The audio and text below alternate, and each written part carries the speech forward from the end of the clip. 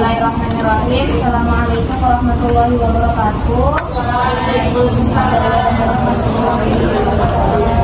Selamat pagi, menjelang siang, dan selamat berjuang kita semua. Pertama-tama mari kita bersyukur kita kepada Tuhan Yang Maha Esa karena kita terhormat kita bisa berkumpul kembali di ruangan kelas pada hari ini. Yang terhormat Bapak Dr. Haji Budiaya MPS dan Ibu Ayu Afrilia Putri Ramastu SPDMPT selaku dosen pemangku mata kuliah dan teman-teman sekalian yang berbahagia.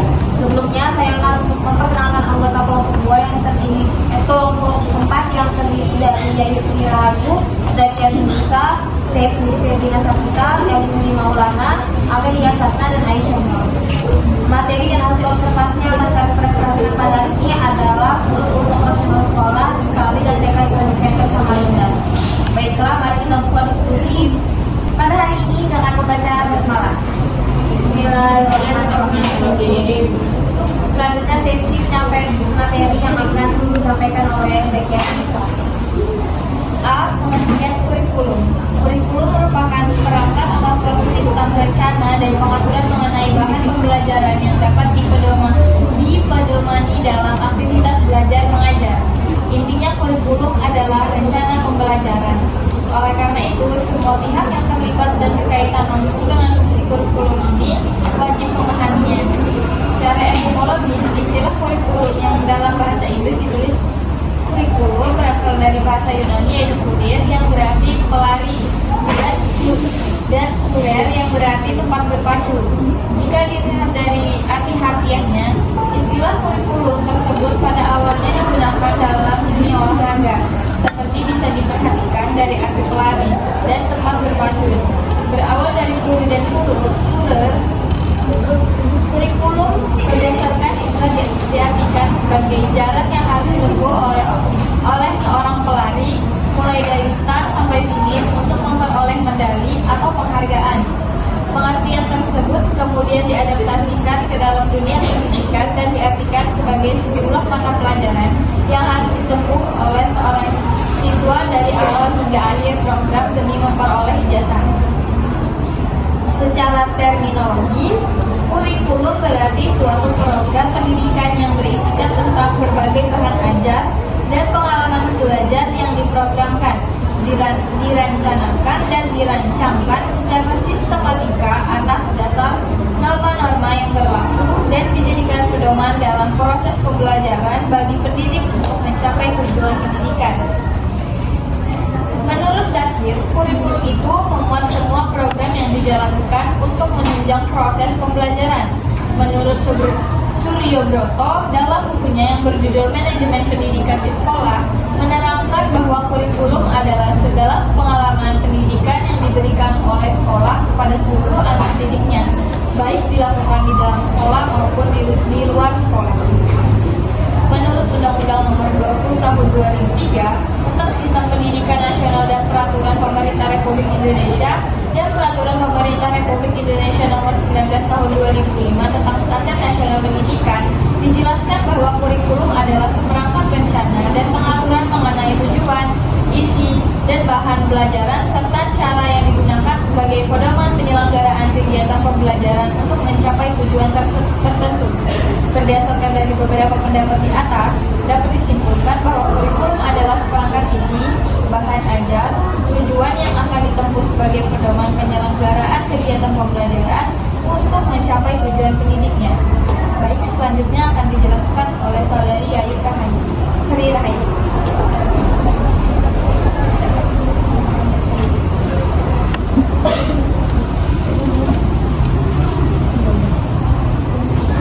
Selanjutnya B, yaitu fungsi kurikulum.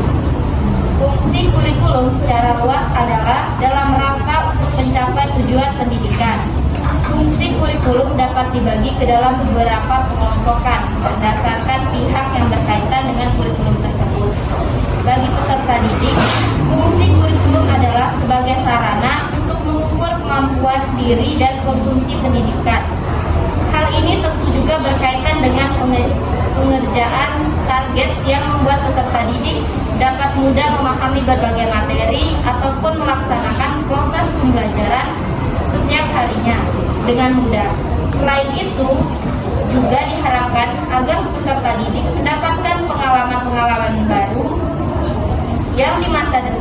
dikembangkan sesuai dengan perkembangannya dan bisa menjadi bekal kehidupan nantinya.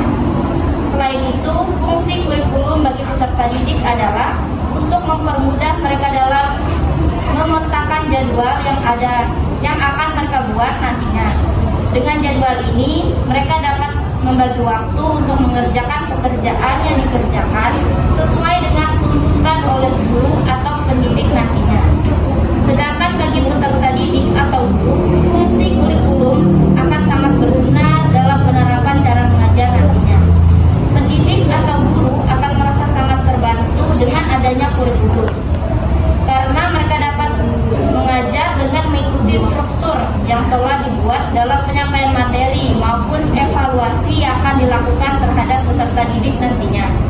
Adapun fungsi kurikulum di sini juga bisa disebut sebagai pedoman kerja bagi pihak pendidik atau guru. Dengan adanya kurikulum, pendidik atau guru juga dapat mengadakan evaluasi terhadap perkembangan peserta didik dalam menyerap ilmu dan pengalaman yang telah diberikan. Yang ketiga, ada fungsi kurikulum bagi orang tua. Orang tua merupakan sosok yang harus bersinergi dengan pihak sekolah dalam pembentukan karakter maupun ilmu bagi peserta didik. Oleh karena itu, orang tua diwajibkan untuk tahu kurikulum yang dipakai oleh sekolah anaknya. Karena nantinya orang tua juga harus ikut serta dalam menuntut dan memberikan pengajaran yang sesuai pada kurikulum yang diterapkan. Selain itu, fungsi kurikulum lainnya bagi orang tua adalah sebagai gambaran bagaimana anaknya belajar dan apa yang didapatkan oleh anaknya selama di sekolah. Jadi, orang tua juga bisa mengevaluasi anak mampu sekolah dalam penerapan kurikulum pembelajaran. Baik, materi selanjutnya akan disampaikan Amelia Satna. Selanjutnya ada kurikulum operasional sekolah. Kurikulum operasional sekolah atau KOS membuat rencana proses belajar yang diselenggarakan di satuan pendidikan sebagai pedoman seluruh penyelenggaraan pembelajaran agar menjadi bermakna. Kurikulum operasional sekolah dikembangkan sesuai dengan konteks dan kebutuhan peserta didik dan sekolah. Kurikulum operasional PAUD adalah suatu kurikulum yang dikembangkan dan dilaksanakan oleh setiap satuan PAUD sesuai dengan kondisi, potensi, serta daya dukung yang tersedia dan dapat diupayakan di satuan PAUD masing-masing. Prinsip penyusunan kurikulum operasional satuan pendidikan. Yang pertama, berpusat pada peserta didik. Pembelajaran dapat memenuhi keragaman potensi, kebutuhan perkembangan dan tahap belajar, serta kepentingan peserta didik. Yang kedua, ada kontekstual. Kekhasan dan kesesuaian dengan karakteristik satuan pendidikan, konteks sosial, budaya, dan lingkungan. Yang ketiga, ada esensial. Semua unsur informasi penting atau utama yang dibutuhkan dan digunakan di satuan pendidikan. Yang keempat, ada akuntabel. Dapat dipertanggungjawabkan karena berbasis data dan aktual. Yang terakhir, ada melibatkan berbagai pemangku kepentingan, orang tua, organisasi, berbagai sentra di bawah koordinasi dan supervise dinas pendidikan atau kantor kementerian yang menyelenggarakan urusan pemerintahan di bidang agama sesuai dengan kewenangannya. Selanjutnya akan dibacakan oleh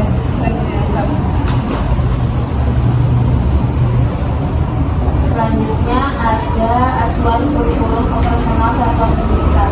Sekilas penjelasan mengenai dokumen yang dibutuhkan dalam pengembangan kurikulum operasional di satuan pendidikan, sebagaimana yang dimaksud pada regulasi yang mengatur struktur kurikulum merdeka berdasarkan kerangka dasar dan struktur yang ditetapkan secara nasional, isi-isi dan karakteristik satuan pendidikan.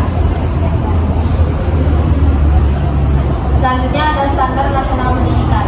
Standar nasional pendidikan yang menjadi acuan dalam pengembangan kurikulum sebagaimana yang dimaksud pada regulasi yang mengatur struktur kurikulum merdeka meliputi standar kompetensi jurusan, standar isi, standar proses, dan standar penilaian pendidikan. Slide selanjutnya akan disampaikan oleh Ibu. Struktur kurikulum yang ditetapkan oleh pemerintah menjadi acuan satuan pendidikan untuk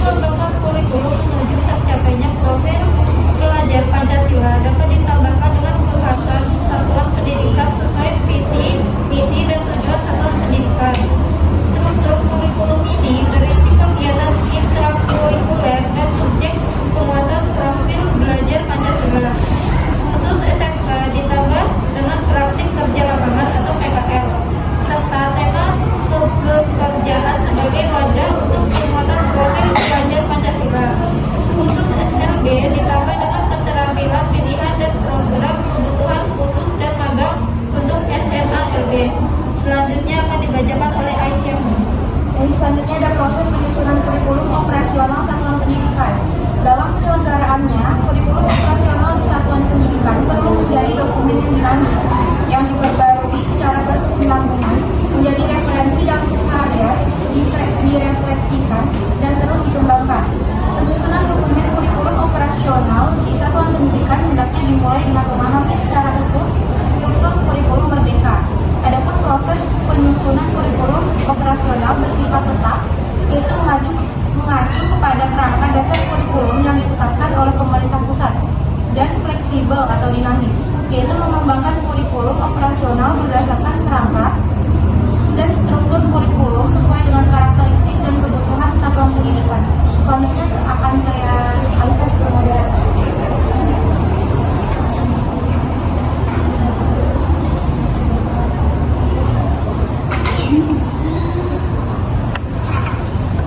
Baik, selanjutnya kami akan menyampaikan hasil observasi yang kami lakukan di KB dan TK Smk Samarinda.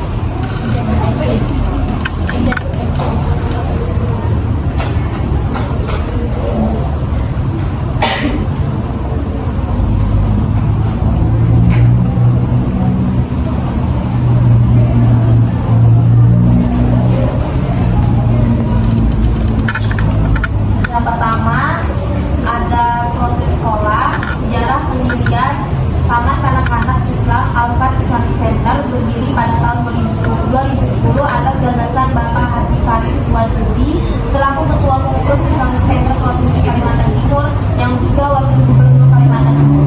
Pendirian sekolah di kompleks Islamic Center ini di samping untuk meramaikan siasi al-Islam di wilayah Samarinda dan sekitarnya, juga diharapkan untuk berpartisipasi secara luas terhadap kebutuhan pendidikan yang berkualitas yang berbasiskan ajaran Islam.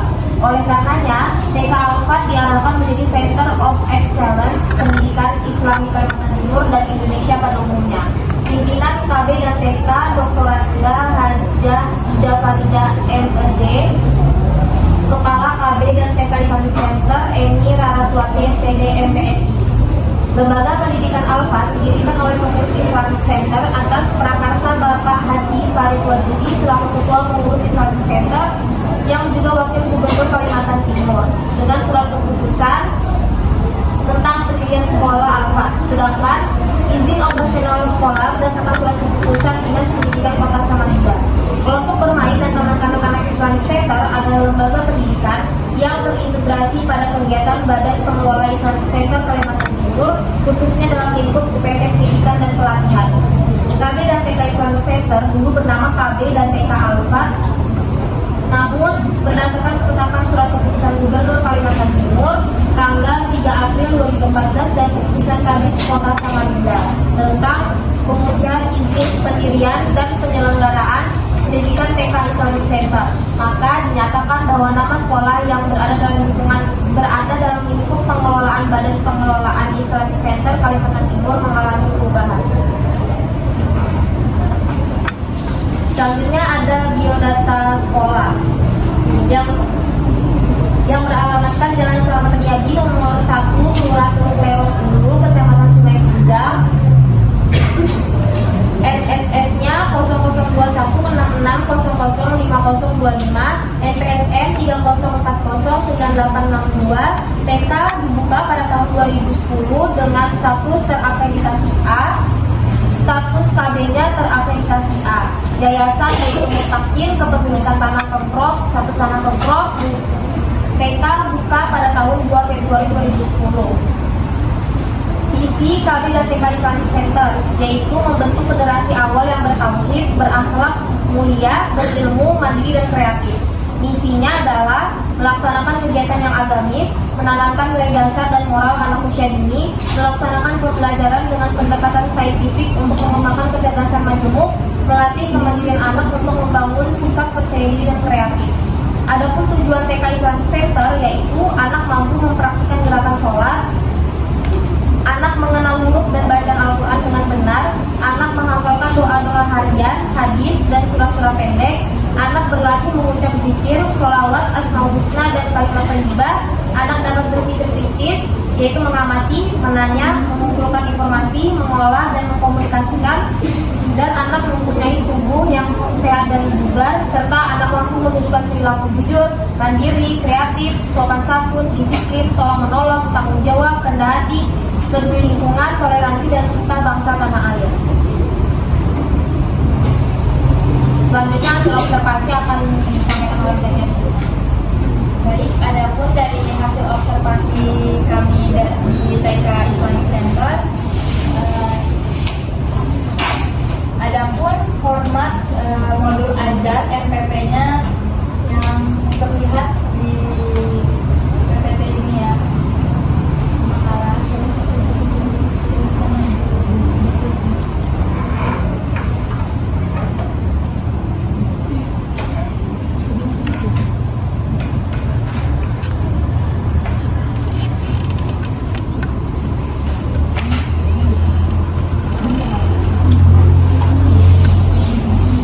Jadi di TK ini kurikulum K13 sudah berbeda dengan kurikulum Merdeka Belajar dikarenakan sudah tidak lagi memakai seperti RPPH atau RPPN dan berganti menjadi modul ajar yang di dalamnya sudah berisikan RPP. Bedanya di TK Islamic Center ini ialah di dalam kurikulum mereka menambahkan metode pembelajaran berupa sebuah proyek atau ajaran keislamian. Model pembelajaran mereka ialah model sentra. TK Islamic Center menargetkan waktu untuk menerapkan semua sentra atau model pembelajaran dengan jangka waktu 6 minggu. Asesmen pembelajaran mereka menggunakan catatan anekdot, checklist, fotografi, dan hasil karya. Dan mereka menerapkan semua metode pembelajaran seperti metode bermain, bercerita, pakai wisata, dan tanya jawab.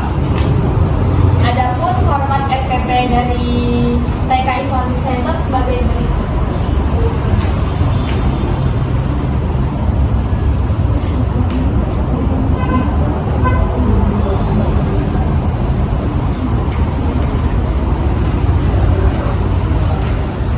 Selanjutnya ada format untuk analisis hasil belajar di TK Islamic Center. Yang pertama ada capaian pembelajaran, dan yang kedua ada elemen PG atau penguatan profil pelajar Pancasila.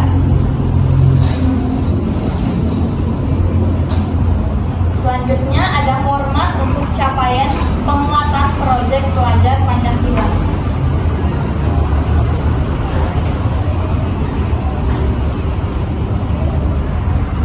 Selanjutnya ada format capaian pembelajaran.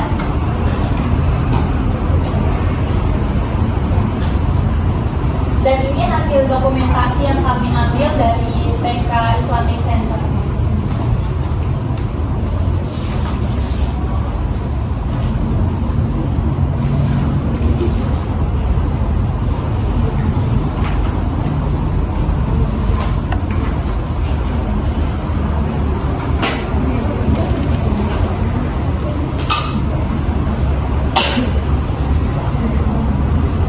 Selanjutnya kesimpulannya akan dijelaskan oleh Dari Aisyah. Selanjut kesimpulan, kurikulum merupakan seperangkat atau suatu sistem rencana dan pengaturan mengenai bahan pembelajaran yang dapat dipedomani dalam aktivitas belajar mengajar. Dari beberapa pendapat tentang kurikulum dapat disimpulkan bahwa kurikulum adalah seperangkat isi, bahan ajar, tujuan yang akan ditempuh sebagai pedoman penyelenggaraan kegiatan pembelajaran untuk mencapai tujuan pendidikan. Adapun fungsi dari kurikulum bagi peserta didik adalah untuk mempermudah mereka dalam memetakan jadwal yang akan mereka buat nantinya. Dengan jadwal ini, mereka dapat membagi waktu untuk mengerjakan pekerjaan yang dikerjakan sesuai dengan tuntutan oleh guru atau pendidik nantinya. Kurikulum operasional sekolah atau POS membuat rencana proses belajar yang diselenggarakan di satuan pendidikan sebagai pedoman seluruh penyelenggaraan pembelajaran. Agar menjadi bermakna, kurikulum operasional sekolah harus dikembangkan sesuai dengan konteks dan kebutuhan peserta didik dan sekolah. Berdasarkan hasil observasi dari kelompok kami di TK IKB dan TK Islamic Center, yaitu di dalam kurikulum mereka menambahkan metode pembelajaran berupa proyek dan ajaran keislamian. Model pembelajaran mereka ialah model sentra. TK Islamic Center menargetkan waktu untuk menerapkan semua sentra dengan jangka waktu 6 minggu. Asesmen pembelajaran mereka menggunakan catatan anekdot, checklist, foto berseri, dan hasil karya. Dan mereka menerapkan semua metode pembelajaran seperti metode bermain, bercerita, karya wisata, dan tanya jawab. Baiklah, itu tadi penyampaian materi serta hasil observasi yang kami lakukan di KB dan TK Islamic Center Samarinda. Demikian presentasi dari kelompok kami. Sebelum mengakhiri diskusi pada hari ini, marilah kita mengucapkan hamdalah. Saya sebagai moderator meminta maaf sebesar-besarnya atas kekurangan pada hari ini dan terima kasih atas perhatiannya. Wassalamualaikum warahmatullahi wabarakatuh.